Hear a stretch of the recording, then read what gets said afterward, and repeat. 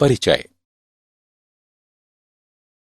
Sir, हम एक फल के अंदर बीज क्यों पाते हैं? श्याम, पादपों में लैंगिक प्रजनन के बाद ही बीज विकसित होते हैं। लैंगिक प्रजनन क्या होता है सर? दो युग्मकों के मिलने से एक नया जीव उत्पन्न होता है। इस प्रक्रिया को लैंगिक प्रजनन कहते हैं।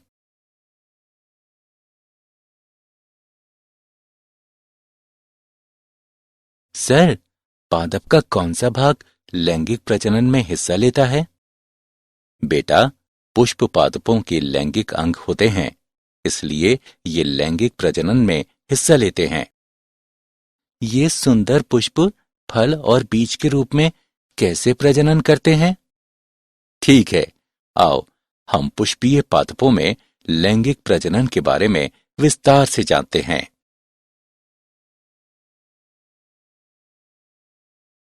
उद्देश्य। इस पाठ के अंत में आप निम्न करने में सक्षम हो जाएंगे। एक पुष्प के हिस्सों की पहचान करना, पुंकेसर की संरचना और लघु बीजाणुधानी की प्रक्रिया को समझना, जायांग की संरचना और गुरु बीजाणुधानी यानी बीजांड की प्रक्रिया को समझना, परागण को समझना और परागण के विभिन्न कारकों की पहचान करना, निषेचन के प्रकारों को समझना, भ्रूणपोष, भ्रूण, बीज और फल के विकास को समझना।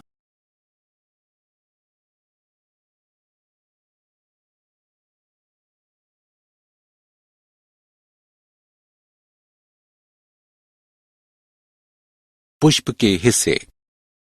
पुष्प अंगों की तीन प्रमुख श्रेणियां हैं। प्रजनन अंग मादा, प्रजनन अंग नर और गैर प्रजनन अंग। प्रजनन अंग मादा, अंडप या स्त्री केसर, वर्तिकाग्र, वर्तिका, अंडाशय, बीजांड। प्रजनन अंग नर, पुंकेसर, परागकोश, डंठल तंतु यानी फिलामेंट, पराग। गैर प्रजनन अंग पंखुड़ी यानी दलपुंज, रस यानी वाहिदल, टेपल्स।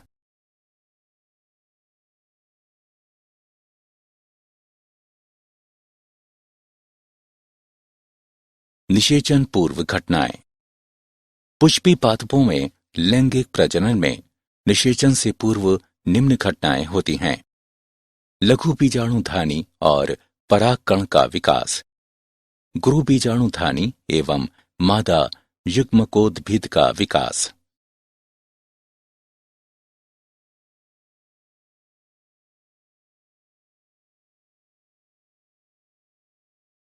पुंकेसर और परागकोश की संरचना। पुंकेसर की संरचना। पुंकेसर में लंबा एवं पतला डंठल तंतु यानी फिलामेंट तथा द्विपालिक संरचना परागकोश होती है। परागकोश की संरचना। द्विपालित परागकोश, दो कोष्ठ होते हैं। परागकोश में 4 विवर या लघु बीजाणुधानी होते हैं, जो परागपुटी यानी पोलन सेक्स के रूप में विकसित होते हैं।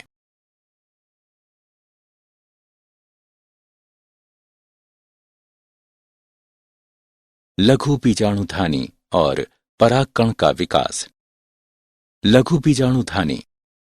परागकोश में प्रत्येक द्विगुणित मातृ कोशिका अर्धसूत्री विभाजन द्वारा 4 अगुणित लघु बीजाणु या लघु बीजाणु चतुष्क का निर्माण करती है। हर अगुणित लघु बीजाणु एक विस्तृत दीवार पर पनपते हैं और सूत्री विभाजन के द्वारा परागकण बनाते हैं। परागकण नर युग्मकोद्भिद का प्रतिनिधित्व करता है। इसमें 2 सतही भित्ति होती हैं, बाह्यचोल और अंतःचोल। बाह्यचोल में रंध्र होते हैं, जिन्हें जनन छिद्र कहते हैं। परागकण के परिपक्व होने पर उसमें 2 कोशिकाएं, कायिक कोशिका और जनन कोशिका समाहित होती है।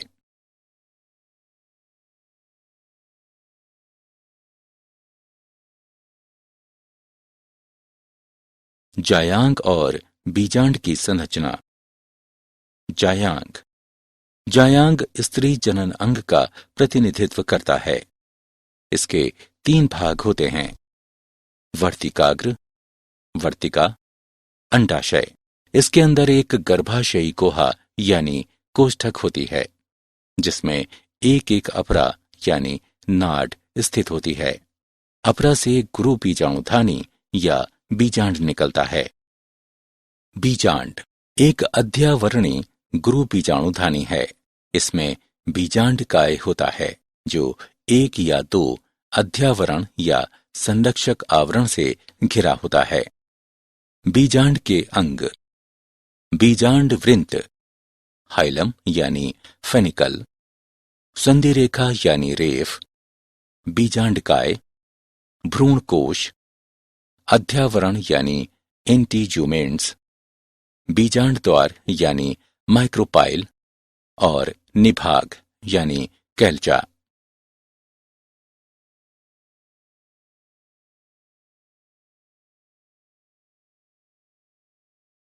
गुरु बीजाणु जनन और मादा युग्मकोद्भिद का विकास। गुरु बीजाणु जनन की प्रक्रिया विकसित होते बीजांड के बीजांडकाय के अंदर घटित होती है। एक प्रसूतक कोशिका बीजांडकाय में बीजांड द्वारी शीर्ष पर विभाजित होती है। एक प्रसूतकीय कोशिका बाह्य भित्तीय कोशिका और आंतरिक बीजाणुजन कोशिका में विभाजित होती है। स्पोरारॉग्नोस कोशिका गुरु बीजाणु मातृ कोशिका की तरह व्यवहार करती है। गुरु बीजाणु मातृ कोशिका के अर्धसूत्री विभाजन से 4 गुरु बीजाणुओं का उत्पाद होता है, जिनमें से एक कार्यशील होता है और अन्य 3 अपविकसित यानी अपभ्रष्ट हो जाते हैं। कार्यशील गुरु बीजाणु समसूत्री विभाजन से स्त्री यानी मादा युग्मकोद्भिद यानी भ्रूणकोश के रूप में विकसित होता है। मादा युग्मकोद्भिद में 8 केंद्रीय न्यूक्लिएट यानी भ्रूणकोश की रचना करते हैं। भ्रूणकोश की 3 कोशिकाएं, 2 सहायक कोशिकाएं और बीजांड द्वारी शीर्ष स्थित एक अंड कोशिका अंड उपकरण का निर्माण करती है। 3 प्रतिव्यासांत एंटीपोडाल कोशिकाएं निभागीय छोर पर होती हैं। केंद्रीय कोशिका में 2 ध्रुवीय न्यूक्लियाई होती हैं।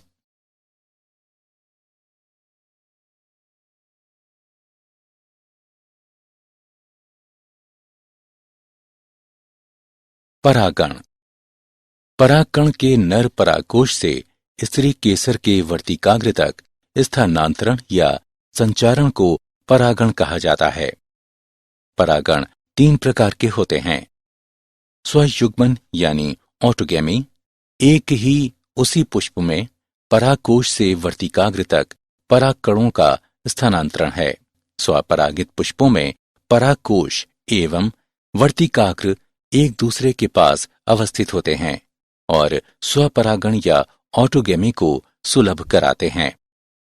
सजात पुष्पी परागण एक ही पादप के एक पुष्प के परागकणों का दूसरे पुष्प के वर्तिकाग्रों तक का स्थानांतरण होता है। पर निषेचन इसमें भिन्न पादपों के परागकोश से भिन्न पादपों के वर्तिकाग्र तक परागकणों का स्थानांतरण होता है।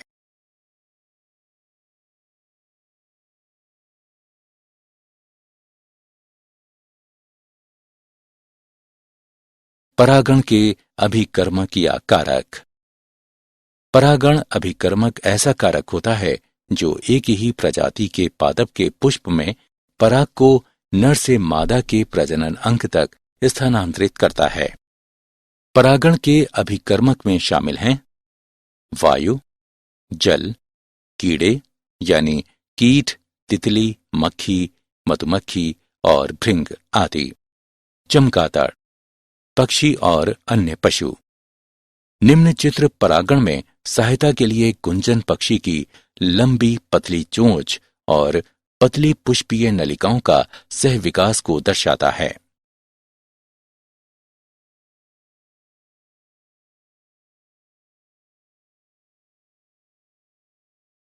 पराग, स्त्री केसर, संकर्षण यानी पारस्परिक क्रिया।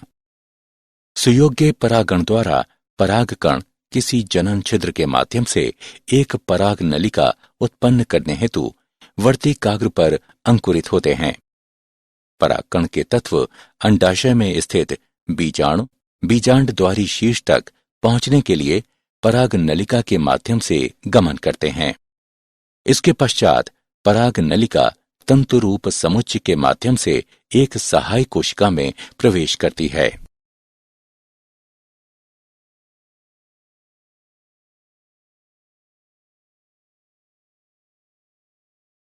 दोहरा निषेचन यानी द्विनिषेचन। एक सहायक कोशिका में प्रवेश करने के पश्चात पराग नलिका द्वारा जीव द्रव्य में दो नर युग्मक अवमुक्त किए जाते हैं।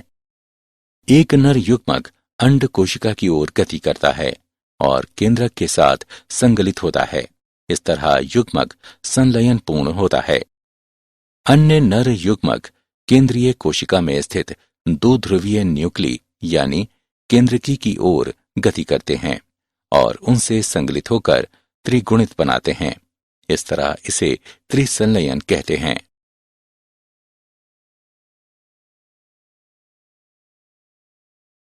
निषेचन पश्च घटनाएं। निषेचन पश्च घटनाओं में शामिल है भ्रूण पोष का विकास, भ्रूण का विकास, बीजांड बीज के रूप में और अंडाशय फल के रूप में विकसित होना। भ्रूणपोष कोशिका बार बार विभाजित होती है तथा एक त्रिगुणित भ्रूणपोष ऊतक की रचना करती है। इन ऊतकों की कोशिकाएं संरक्षित खाद्य सामग्री से पूरित होती हैं और विकासशील भ्रूण की पोषकता के लिए उपयोग की जाती हैं।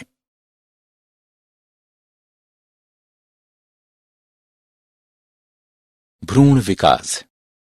गोलाकार, हृदयाकार तथा परिपक्व भ्रूण के निर्माण के लिए युग्मनज प्राक भ्रूण का समसूत्री विभाजन होता है। भ्रूण की संरचना। एक भ्रूण में समाहित होते हैं एक भ्रूणीय अक्ष, दो बीजपत्र यानी डाइकोट में और एक एक बीजपत्र यानी मोनोकोट्स में। बीजपत्र के स्तर के ऊपर भ्रणीय अक्ष की प्रोटीन यानी एपिकाटील बीज पत्रोपत्रिक होती है जो प्रांकुर या स्तंभ सिरे पर प्रायः समाप्त होती है। बीज पत्राधार में बीज पत्रों के स्तर से नीचे बेलनाकार प्रोटीन जो कि मूलांत सिरा या मूलज के शीर्षांत पर समाप्त होती है।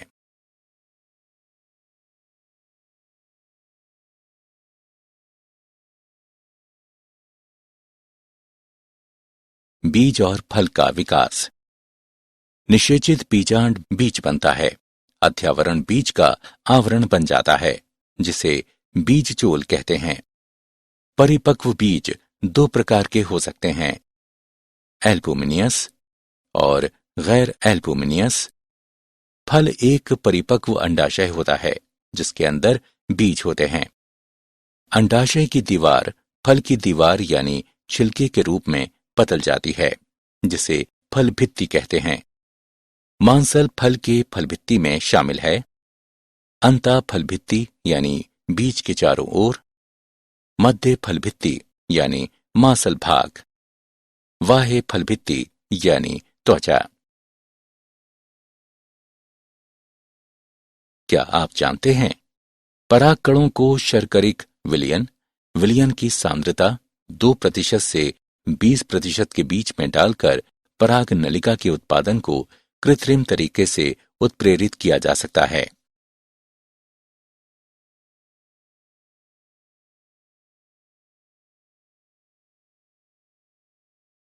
सारांश। आइए हमने जो कुछ सीखा उसे संक्षेप में दोहराएं। पादप के पुष्प में निहित होता है नर जनन अंग यानी पुंकेसर, मादा जनन अंग यानी स्त्री केसर और गैर जनन अंग। परागकण परागकोश के लघु बीजाणुधानी के अंदर विकसित होते हैं।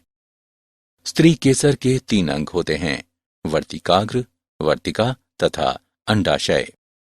गुरु बीजाणुधानी प्रक्रिया के बाद एक 7 कोशिकीय एवं 8 न्यूक्लीकृत भ्रूण कोश का निर्माण होता है। परागण एक प्रक्रम है जिसमें परागण परागकोश से वार्तिकाग्र तक स्थानांतरित होते हैं। आवृत्तिबीजी दोहरा निषेचन प्रदर्शित करते हैं क्योंकि प्रत्येक भ्रूण कोश में 2 संलयन, युग्मक संलयन तथा त्रिसंलयन होते हैं। युग्मनज भ्रूण तथा प्राथमिक भ्रूणपोष कोशिका भ्रूणपोष ऊतक गठित करती है। निषेचन के पश्चात अंडाशय फल के रूप में तथा बीजांड बीज के रूप में विकसित होता है।